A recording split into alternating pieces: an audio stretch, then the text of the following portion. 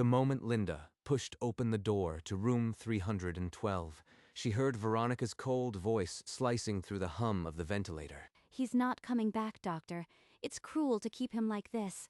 We need to let him go. And you think starving him of treatment is mercy? I know what you really want. Mrs. Parker, this is a family decision, but he is still stable. We don't advise withdrawing care at this point. This has nothing to do with money. I've loved Richard for years. I just can't watch him wither away. Then explain the call I overheard. You were telling someone the estate would be sorted soon. You were listening to my private conversations?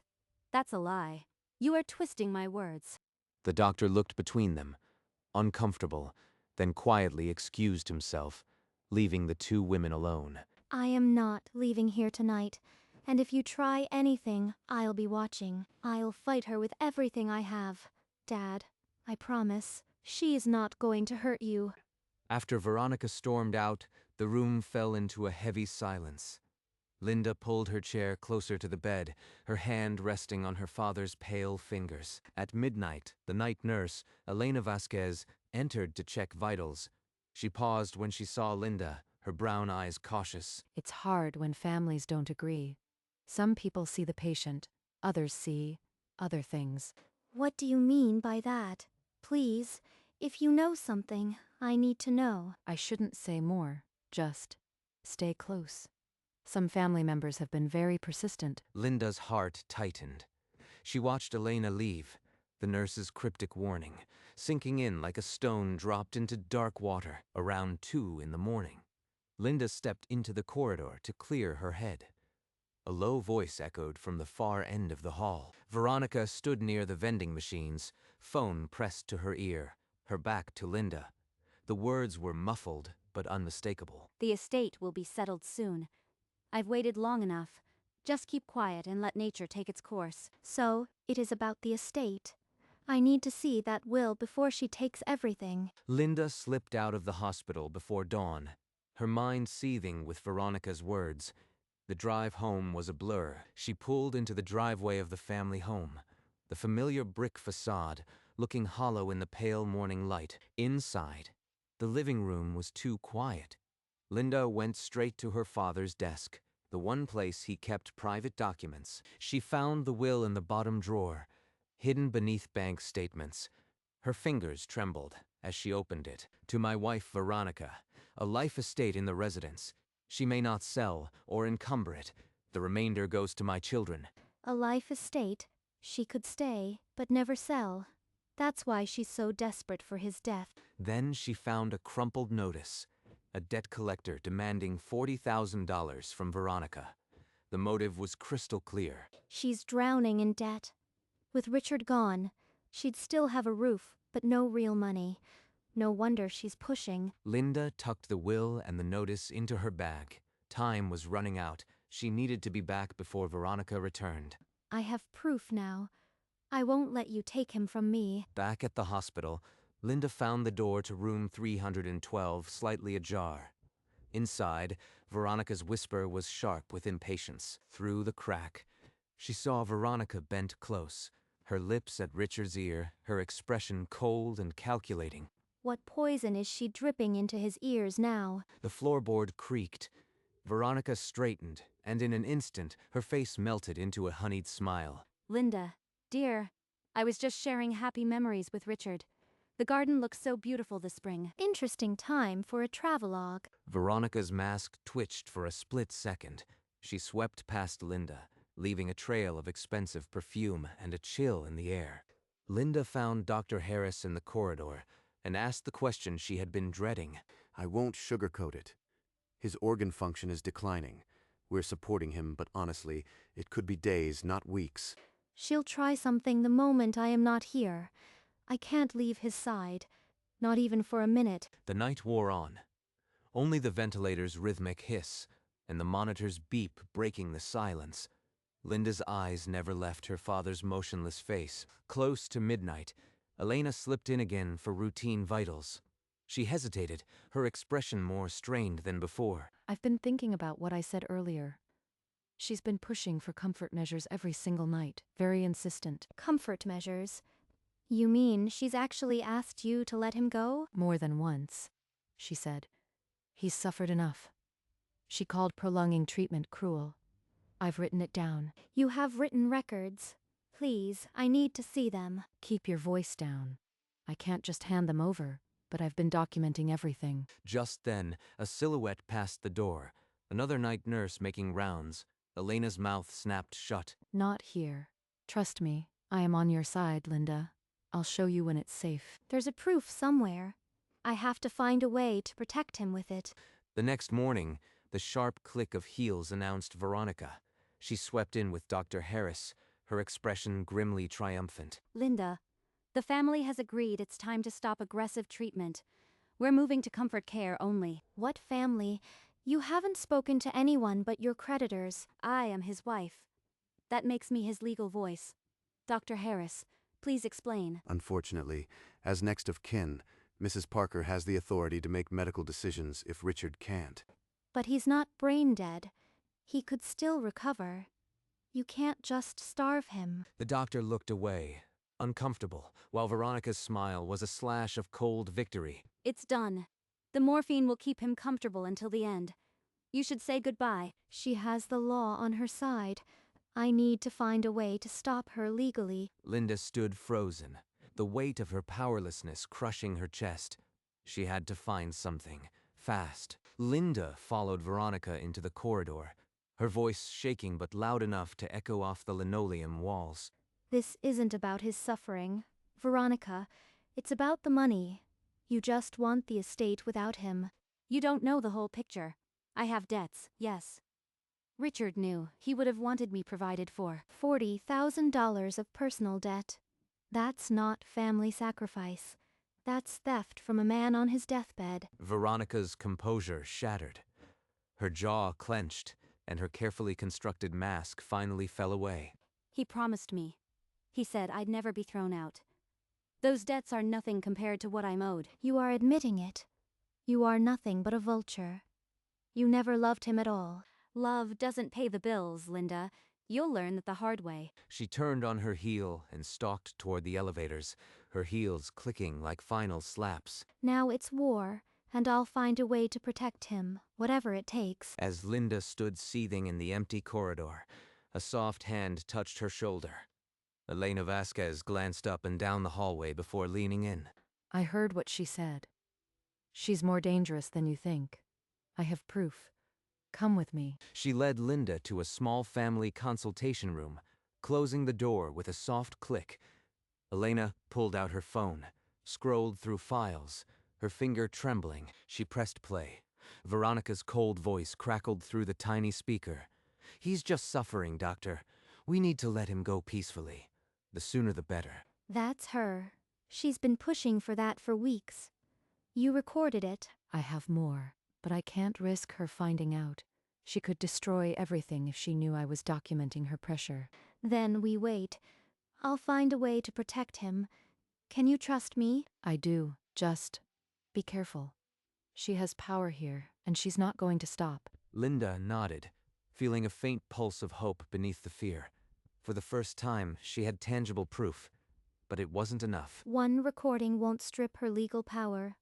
I need something airtight, something that forces the hospital to act. That evening, Linda slipped her phone into her cardigan pocket, the recording app already open. She pressed the red circle and waited near Richard's door. Veronica reappeared, glancing warily. She slipped into the room and closed the door. Through the crack, her voice was a venomous hiss. You are costing us all so much, Richard. Just let go.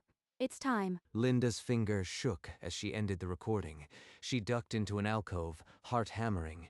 Moments later, Veronica emerged and swept away. Later, in the consultation room, Linda replayed it for Elena. The nurse's eyes went wide, then narrowed with grim satisfaction. This is good, but she's still just talking. We need her actually trying to disconnect something. She's getting bolder. Tonight, she'll come after midnight. We need a hidden camera in the room. I have a small recorder. We can tuck it behind the monitor. She'll never notice. They waited until the shift change. Elena quietly positioned the tiny recorder, its red light winking in the shadows. Tonight, We'll catch her. Then we'll have the truth on tape, and she can't deny it. Long past midnight, the corridor was silent except for the distant beeping of monitors. Linda waited, hidden in an empty room, watching the live feed on Elena's tablet. The door swung open without a sound. Veronica slipped inside, a shadowy figure silhouetted against the hall light. Just unplug him. It's time. No more waiting. Her manicured fingers hovered over the ventilator plug. The moment stretched, taut as a wire. Then she withdrew her hand as if a sudden thought stopped her. She stared at Richard a moment longer before slipping out. She actually said it. She nearly did it. We have the proof. Elena retrieved the recorder, her hands steady despite the storm in her eyes. The video file was intact, crystal clear. Got it. Every word. Every second. It's enough to shock anyone. But will it be enough to stop her legally? Tomorrow morning, we take this to the hospital board. No more hiding. Alone in the consultation room, Linda played the full recording again. Tears streaked her face as Veronica's voice echoed, but she wiped them away and hardened. Mr. Bennett, I need your advice. It's about my father's life. The law office smelled of old books. Mr. Bennett, silver-haired and grave, listened to the recording on her phone, his expression darkening. This is damning, Linda, but Veronica is his legal spouse. The recording alone may not strip her medical authority. She told the nurse to unplug him. Her hand was inches from the ventilator. How is that not enough? It's strong evidence of intent, but unless she succeeded or there's a newer directive naming you, she retains control. A newer directive. He never mentioned that. Take the recording to the hospital ethics board. They might restrict her, but it's not a sure thing. Linda nodded, a cold resolve settling in. The recording was a weapon, not a cure. Then I'll present it to the board today and pray it's enough to protect him. Later that day, as Linda approached Richard's floor, Veronica intercepted her flanked by a security guard. This is the intruder I told you about. She's been disrupting treatment. Remove her from the premises. I am not leaving. I have evidence she tried to kill my father. I want to speak to your risk management. The guard hesitated. Before he could speak, a gray-suited man with a hospital badge appeared. Just listen to 5 seconds of this. She pressed play. Veronica's whisper echoed, "Just unplug him." The risk manager's face went white. He ordered a full stop on any treatment changes and called an emergency ethics committee meeting for that evening. You recorded me without consent. That's illegal. It means nothing. It means everything. The committee will hear it all tonight. As Veronica's protests echoed, Linda clutched the phone. Knowing the real battle was just beginning, the ethics committee sat in a sterile conference room, their faces grim. Linda stood, her phone in hand, ready to bear the truth. You'll hear for yourselves. Last night, my father's wife whispered this while alone with him. She pressed play. The clear recording of Veronica ordering just unplug him filled the room. Gasps erupted. This is out of context. I was emotional. I would never hurt my husband. You have to believe me. Mrs. Parker, your words suggest intent. Even if you stopped short, this is deeply troubling. I love Richard. I've been by his side for years. That recording doesn't show the whole story. The committee withdrew to deliberate. When they returned, the verdict fell like a half-hearted blow. Restricted visitation, but Veronica remained proxy. Restricted. She nearly killed him. That's not enough. The recording forced their hand, but didn't break her legal hold. I need the directive Bennett mentioned, something my father hid. A cold focus replaced her rage. The real fight was just beginning. One that would lead her to the truth Richard had left behind. By 8, the next morning, Veronica returned with a shark-eyed attorney and an envelope sealed with a court stamp. The court agrees with the family. All aggressive treatment stops by noon. Sign here. This is murder by paper. You can't starve him just because you are drowning in debt. The lawyer slid a single page forward, his pen hovering over the signature line. Linda's world constricted to that black ink. If I sign, he dies. If I don't, they'll hold me in contempt. I need a miracle. Give me 1 hour. I need to call my father's attorney. Her fingers trembled as she dialed. The line clicked after 2 rings, and Mr. Bennet's voice was grim but steady. Your father feared this day. He placed a letter in my care. You must come now. There isn't much time. A letter. He did leave a directive. I knew it. She ran, ignoring Veronica's protests, and drove through the rain toward a glimmer of hope that Richard had already saved himself. Linda burst back into the ICU, rain dripping from her coat. She dropped into the chair beside Richard and clasped his cold hand. Please, Dad. Give me a sign. Anything. For hours, only the ventilator's rhythm answered. Then, just before dawn, his eyelids fluttered. Dad, I am here. It's Linda. He knew. She's impatient. Bottom drawer. Desk. Bennett has it. His fingers tightened around hers with sudden strength, then released. His eyes closed again. The desk at home. There's something there. He knew she would try. Linda kissed his forehead and stood. She had a destination now. She rushed out of the hospital, the rain still lashing the windshield as she sped toward the house. It must be in the bottom drawer. He's been protecting me from the start. She burst through the front door, rain-soaked and trembling, and made straight for her father's study. The desk drawer slid open with a groan. Beneath old tax returns lay a sealed envelope, her name written in Richard's shaky hand. She tore it open. Inside, a formal healthcare directive, dated 6 weeks earlier, named Linda Parker as sole medical decision-maker. He knew. He changed it before she could hurt him. A handwritten note was clipped to the form. I sensed Veronica's impatience. Protect yourself and the estate, Linda. This is my voice. She doesn't have any power. This supersedes her as spouse. Tears blurred the ink. She grabbed her phone and dialed Mr. Bennett. It's valid, Linda. With this, you are his legal voice. We can reverse any order she's made. I am on my way. Don't let them change a thing until I get there. She pressed the document to her chest like armor, then ran back to her car, a storm of resolve and relief. Linda and Mr. Bennett strode into the hospital conference room, where Veronica, her lawyer, and the administrator waited. This is a more recent healthcare directive, signed by my father 6 weeks ago.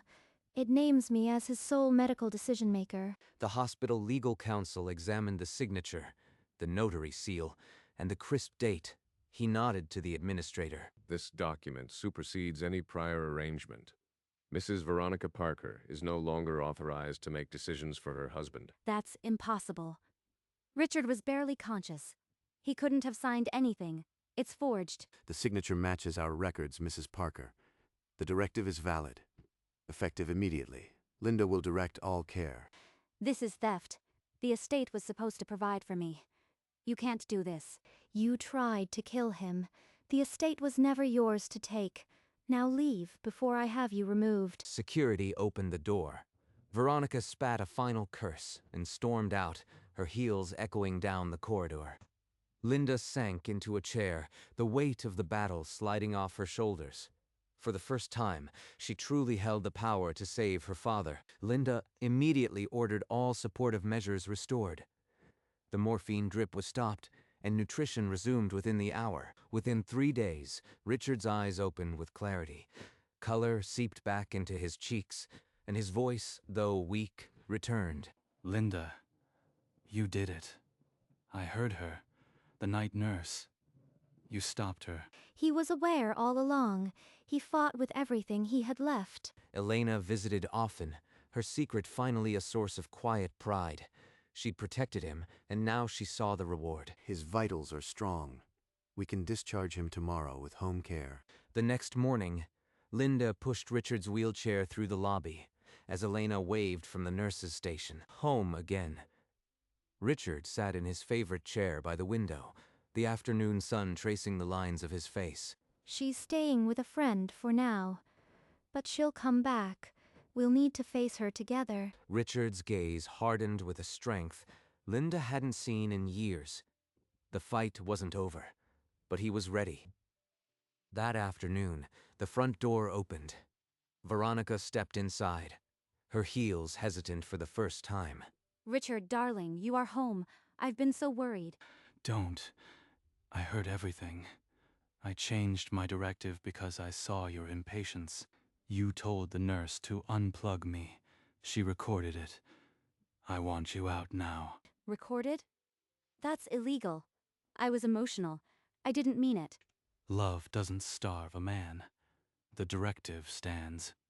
Leave, or I'll play that recording for the whole town. Linda stood near the window, her phone ready, but her father didn't need backup. He was a fortress. You'll regret this. I gave my youth to you. You gave nothing but a lesson in greed. The door is there. Use it. Veronica's lips trembled. She had no retort. The air crackled as she took a halting step backward. Without another word, Veronica turned and walked upstairs, her steps hollow on the wooden stairs. In the master bedroom, she yanked open drawers and threw clothes into a suitcase, her movements sharp with rage. Linda stood in the doorway, arms crossed, watching every frantic grab. The room stank of expensive perfume and defeat. You tried to kill my father. You get nothing. Veronica didn't look up. She zipped the case and dragged it out, brushing past Linda without a single word. Outside, the black luxury car sat gleaming in the driveway, its emptiness a cold reminder of her hollow status. The engine roared. The car reversed, then pulled away, its tail lights bleeding red into the twilight. Linda stood at the living room window, watching until the taillights vanished around the bend. She closed the door, the click echoing like a quiet end to a long nightmare. It's really over. He's safe now. The morning light poured through the kitchen window as Linda filled the kettle. The house finally quiet. She carried 2 cups to the living room, where Richard dozed in his recliner, a blanket over his lap. That recording you and Elena made. We never had to play it for the courts. Number. Just knowing it existed was enough to lock the door behind her. The estate remained untouched. The will exactly as he'd written it, protecting them all. You saved me, Linda. I knew you would. You saved us first, Dad. You saw this coming, and you made sure I could stop her. They sat in silence, the afternoon sun stretching long shadows, a quiet peace settling over them. This is what he fought for. Not money, not revenge, just this. Outside, the world went on. Inside, a father and daughter held on to the morning. Evening fell, painting the sky in brushstrokes of gold and rose. Linda guided Richard to the back porch. They took their seats, the old wicker creaking softly. A blanket lay across his lap, her hand resting nearby. Do you remember when you were small? You'd chased fireflies out here until the light was gone. I remember. You always let me stay up too late. The first stars pricked through the violet sky. A quiet settled in, the kind that follows a long fight. The recordings, the lawyer, the directive. None of it had been about punishment. It had been about punishment. It had been about this. Sometimes, the best protection is planned long before the storm. A quiet decision, hidden in a drawer, waiting to speak. Richard had seen the flood coming. He wrote his love into a single page, and it held. On the porch, Linda leaned her head against her father's shoulder. No words were needed, and as the light faded, the house stood quiet, whole, protected, and finally at peace.